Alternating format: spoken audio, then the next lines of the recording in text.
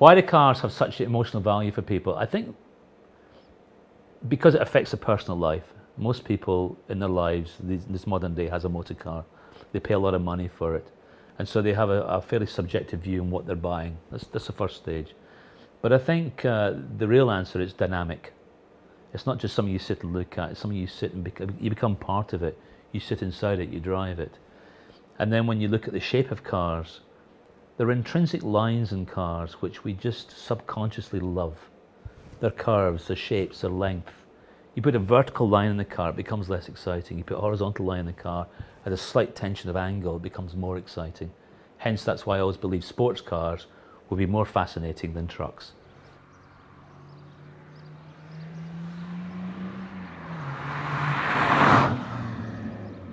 I'm a car designer. I design cars, I create cars from sketch to reality.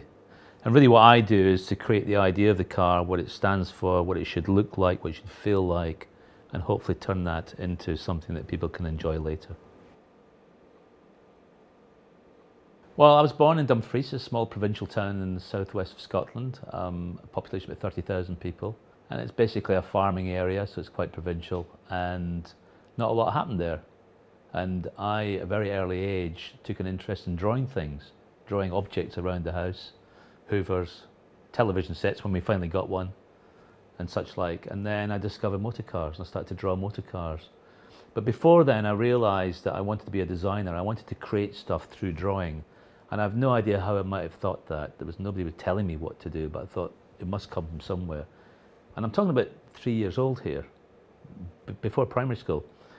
And so by the time I got to primary school, I had decided I wanted to be a car designer. I'd been drawing cars for 2 or 3 years, just learning how to draw them. And I remember specifically a cousin of my mother's came, and he was an engineer, and he showed me how to draw wheels. And that was a pivotal point. That was what changed everything. Once you could draw a wheel in perspective, you could draw anything.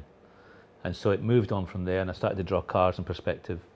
And I went to my first day in primary school, just turned 5 years old, and I said to my school teacher, "Please miss, I want to be a car designer." My father was a lawyer. The interesting thing, we never had great cars, much to my huge disappointment. You know, we had Vauxhall Victors and Ford Zephyrs, and they weren't particularly great ones because it wasn't a great interest to my father. My mother was a librarian, so fairly average sort of household. We didn't really do very much in terms of cultural education. I read books. I read a lot of books that were interesting. Of course, I'd get Autocar magazine every week, faithfully, because that was the Bible at the time, to read through what was happening. I travelled a lot to Edinburgh. My grandfather used to take me to museums and such like. Although he died when I was about 9 years old, he used to encourage me on the whole car thing and take me to dealerships. When I was at school, the art class was my favourite class. And the engineering class as well. We had an engineering class for engineering drawing. And that's really where I learned the whole principle of how to draw and how to create on paper at least.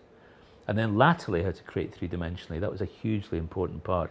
You know, and it took form of pottery. Okay, it may seem a little kind of trite and such like, but at the time it was my first inroad into shaping things in 3D, which is exactly what my job is now. We discovered something called Lanchester Polytechnic that did transport design. And I think much to my father's relief, we actually found something I could move into after school, because they realised I was going to be very demanding on that front, what was going to work for me. And so I went to Lanchester Polytechnic, which is now Coventry University, of course, and there's a second year of the transportation course. So it was made for me. So at the age of 18, I went down there thinking this was going to be the road forward. And incidentally, as a kid, I had a book called Coventry, the City of Cars. And that's when all the cars in this country, or most of the cars out of the UK, were made in Coventry. There's something like 15 or 20 factories. Coventry was utopia to me. I grew up with this idea, here's a city that just made cars. How wonderful. I want to go there. And so eventually I went to Coventry. And to be honest, it was a little bit of a disappointment. The car industry was, of course, dying. This was in the early 70s, so we were going through a big fuel crisis, and it also became very antisocial as well because it's expensive, there's fuel problems. So for me, the point of flourishing, so to speak, was at Glasgow School of Art when they welcomed me. They could see what I could do. They could see I could draw, which isn't always that common actually, even in art school. And they could see I had a vision to make things and make things work and problem solve, which is what industrial design is about. And so I went to Glasgow and I had the best 3 years of my life. Absolutely fabulous. They just let me grow, let me do what I wanted to do. Getting to Trin was very magical for me because, as a boy growing up, I do remember the magic of Pininfarina and Bertone. I've got written letters from them and photographs they used to send to me, and cars like the Espada and the Piranha, the Jaguar Piranha, funnily enough, and the Miura. They were so exotic and so special. So being there in the middle of all that was very special to me. And Giugiaro was my hero, and I used to drive past Moncalieri where his office was, and I used to drive past there to see a glimpse of the Ital design office, even at that stage in life. So it was very magical. It was very precious in my own mind, and it was very special to be part of that life, and to be able to go into a building that was called Carrozzeria meant a lot to me, and it meant a lot to my brother as well, Murray. But yeah, it was special then. It still rings in my own mind as something that was well worth doing. My first job, freelance, designing the next Aston Martin. You can't plan these things, so I was very fortunate. And so this car evolved into what we know to be the Aston Martin DB7. And that, from then on in, was my calling card. That was my first #1 hit. And it was very special. The interesting thing about DB7 was the first time I'd worked in a car on my own. In fact, it was the first full car I'd ever done. And it was agony. The first 3 months of this, I just did not know what to do. I was suddenly let loose in this full-size clay. I had to make this work. And of course, I was taking some remnants of Jaguar into it. But really, this car had to work. And the amount of effort that went into that was phenomenal. Absolutely phenomenal. Sleepless nights, 24 hours, trying to work out what to do to make this work. Striving for that moment of perfection. That frightened me, actually, because I suddenly realized, you're not that good, buddy. You thought you could walk in there and design this car and it's going to be perfect. No, it wasn't like that. And it did frighten me. But I realized that, if I kept working at it, it would get there eventually. Well, the one thing I always felt responsible for was the fact that this was Sir William Lance's company. I never forgot that. And if I ever have any doubt about what I'm doing, I ask myself, what would Sir William think?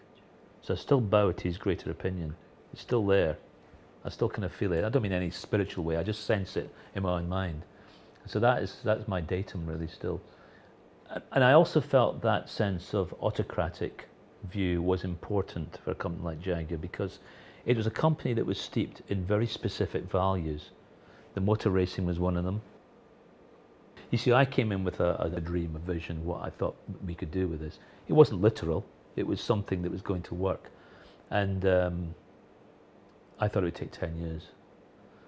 16 years later, we're still going through that march. It's a bit more of a marathon than I thought it would be.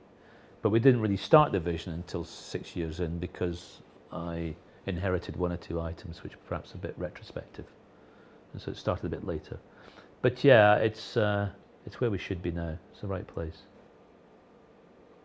Greatest pressure comes from within me all the time. A lot of people say, when we did the F-Type, you must have felt a lot of pressure doing the successor to the E-Type.